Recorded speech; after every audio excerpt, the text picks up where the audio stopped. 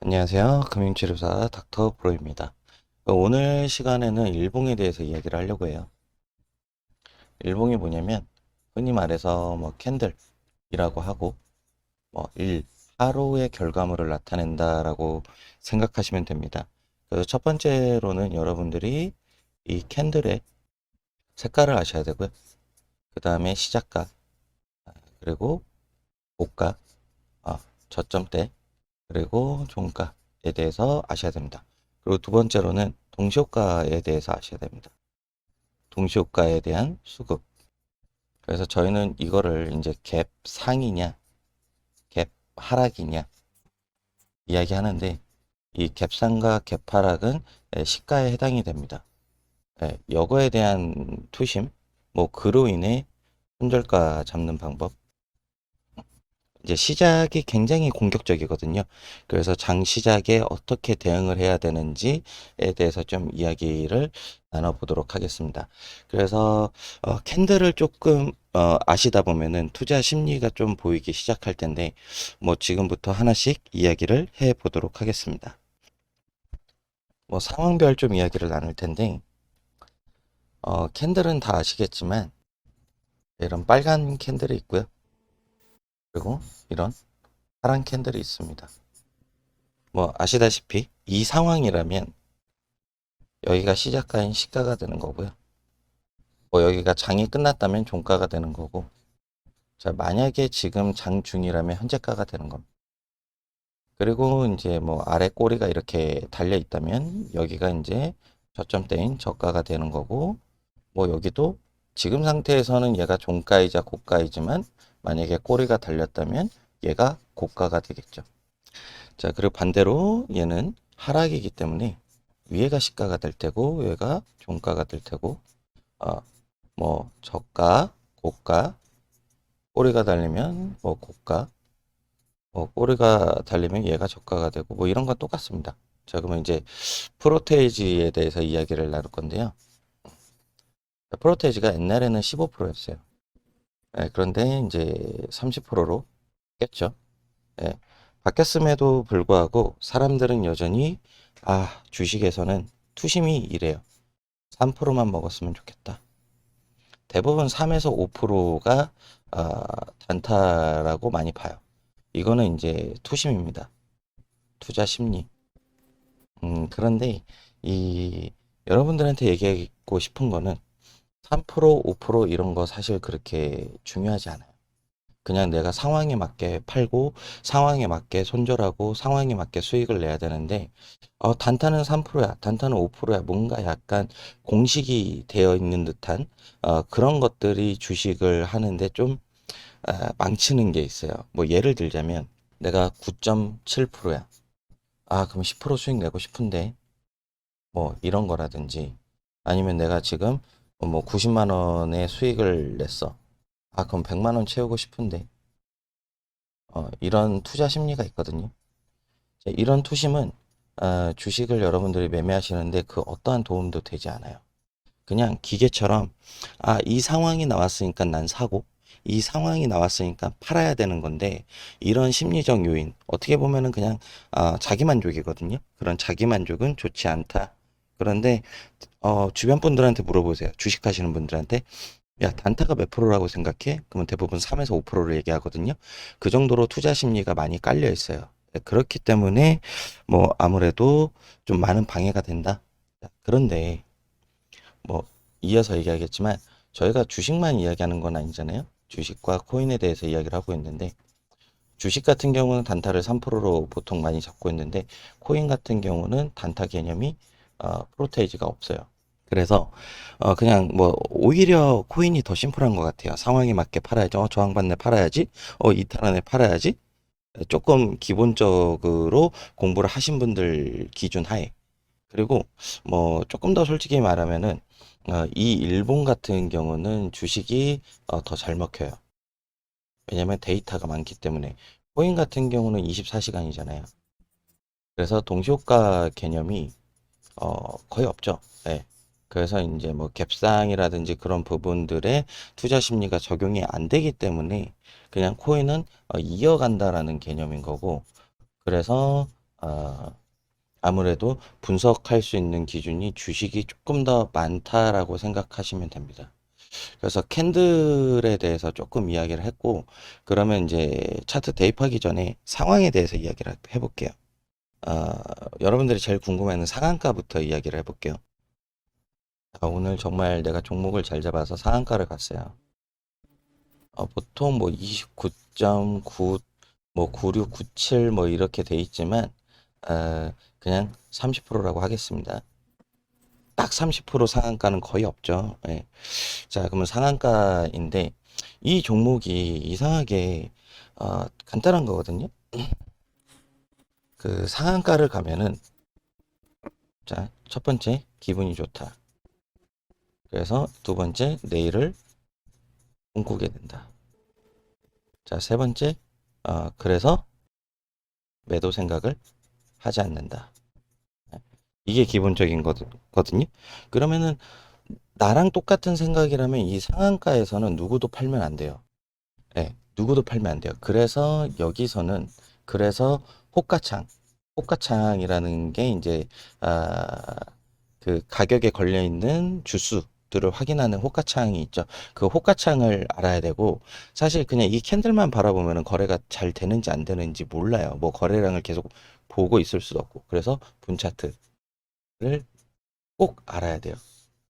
캔들 일봉에 한계가 있다라고 말씀을 드리는 거예요. 그러니까 많이 보셨을 겁니다. 상한가 찍고 뭐 이렇게 싸우면서 결국에는 빠지는 그런 거. 근데 나는 어떻게 해야 될지 모르니까 상한가 간 종목을 그냥 내일 더 가겠지. 기분 좋아서 막연히 보고 있다가 대응을 못해서 상한가의 꿈을 날려버리는 그런 모습들을 많이 보셨을 겁니다.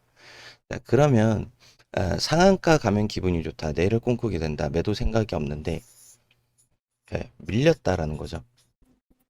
뭐에? 매도세에 밀렸다. 라는 거는 수급에 한계가 있기 때문에 이거는 매도의 관점이 맞습니다. 자, 그러면 질문이 나올 텐데 언제 매도하느냐예요. 언제 매도? 자, 언제 매도하냐는 거는 어, 자, 어떤 수급의 힘이 있어서 여기가 상한가라고 칠게요. 그러면은 일봉상 캔들은 이렇게 돼 있을 거고요.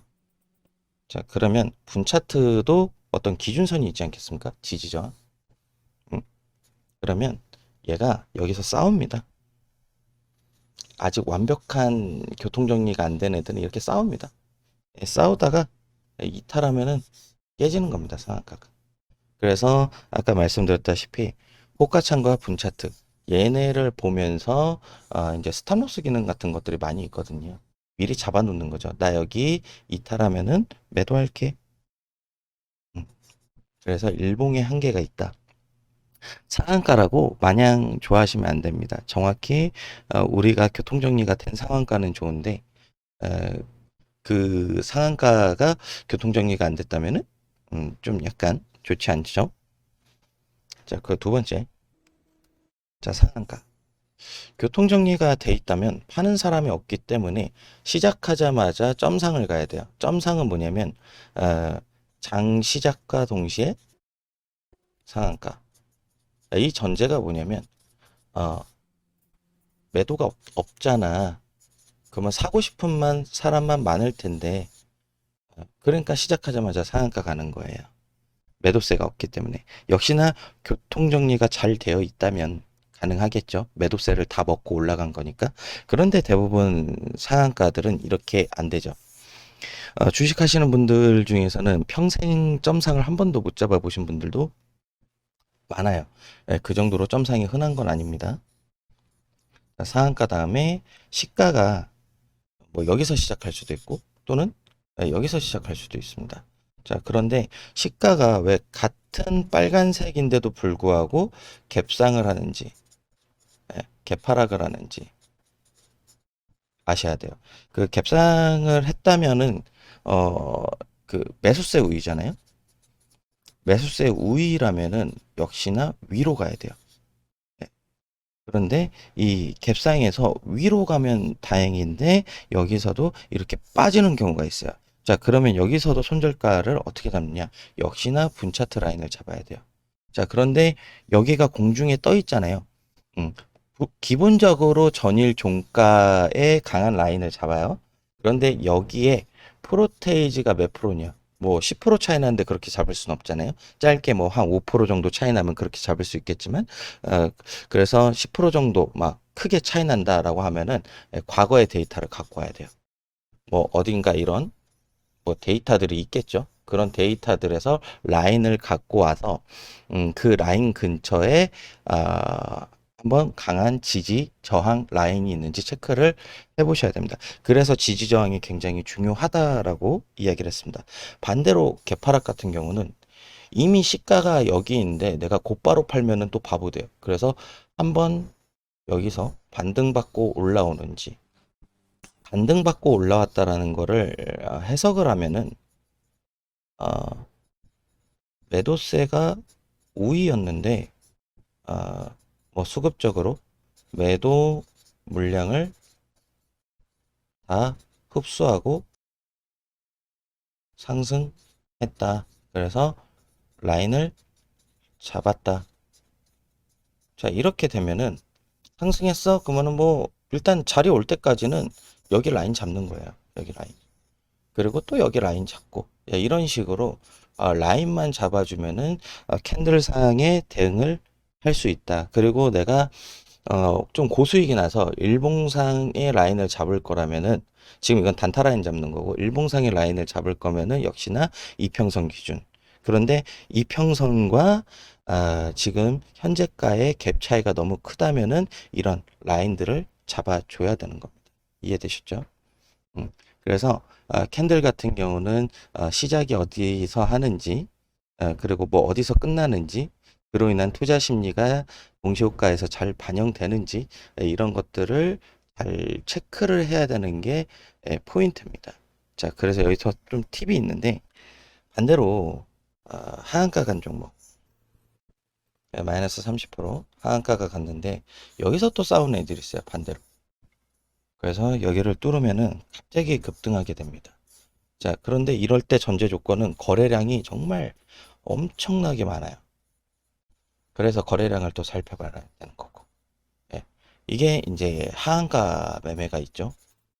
하한가 매매인데, 이렇게 되면은, 좀 하한가 매매가 재밌는 게 뭐냐면, 이 단기간적으로는 단기간 매도 물량이 거의 없습니다. 이미 팔 사람은 다 팔았기 때문에 단기간 매도 물량이 없어서 좀 순식간에 수익을 낼 수 있는 그런 재미 요소가 있어서 하한가 매매를 또 좋아하시는 분들이 굉장히 많은데 하한가 매매도 그냥 수급이 들어온다라고 해서 사는 게 아니라 수급이 들어오고 적어도 한 라인을 뚫었을 때 손절가 짧게 잡고 매매하는 방법을 선택하시면 좋습니다. 그래서 내용을 정리하자면은 일봉, 일봉에는 한계가 있지만 그래도 이제 동시효과라든지 투자 심리, 투심의 색깔별 매매법이라든지 프로테이지에 대한 투자 심리 잘 반영하면은 이게 이렇구나라는 게 보여요. 이게 이렇구나라는 게 보인다는 거죠. 뭐 아까도 설명드렸다시피 오늘 예를 들어서 15% 올라갔어. 근데 위에 꼬리가 17%였어. 그러면 2% 차이거든요. 그래서 잘 나왔어. 그래서 갭상이야. 그럼 올라가야 되는데, 얘 왜 빠지지? 투심이 밀렸나? 자, 그러면은 나 손절가 짧게 잡을게. 뭐 이런 거. 뭐 여기다가 더불어 지수까지 보면 좋죠. 오늘 지수가 안 좋네. 오늘 전체적으로 사람들이 빼는 날인가? 뭐 이런 것들까지 체크가 된다면, 일봉상 여러분들이 수익을 내고도 가만히 계신 분들이 너무 많아요. 이런 것들로 인해서 내가 매도 준비를 먼저 할 수 있고, 특히 시가에서 당하시는 분들 굉장히 많은데, 시가에서 미리 내가 대응을 할 수 있다는 거죠. 제가 이거를 이제 그 HTS의 주식과 이제 코인에 대입을 해드릴 텐데 잘 보시고 왜 분차트를 또 배워야 되는지 왜 또 거래량을 배워야 되고 왜 호가창을 배워야 되는지에 대해서는 보시면서 많이 반복해 보시기 바랍니다. 자, 지금까지 배우신 게 여러분들이 매물대, 추세선, 이평선, 이거는 정말 기본 중에 기본인 거고, 약간 일봉부터는 조금 어려울 수 있어요. 그렇지만 많이 연습하시면 충분히 대응이 되실 거라고 생각하고 있습니다. 자, 일봉편 여기까지 마치도록 하겠고요. 이어서 차트 대입 때 찾아뵙도록 하겠습니다. 감사합니다.